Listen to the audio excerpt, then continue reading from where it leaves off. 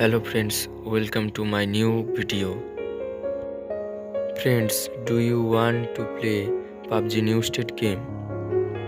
Installed new state game on your phone, but it's not opening. So you watch the video till the end and solve your problem. First open the Google Play Store and search new state game. The game is already installed on my phone. Now go back to the home page from here.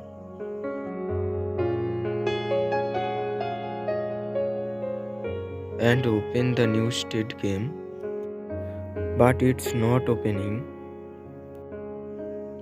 A different interface is shown as such. Now go back from here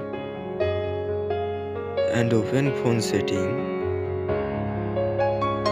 Now scroll down to click on developer option. Do scroll down and off the USB dubbing mode. Now go back from here and open the new state game. Friends, see now the game is opening. To enjoy your gameplay, and thanks for watching my video.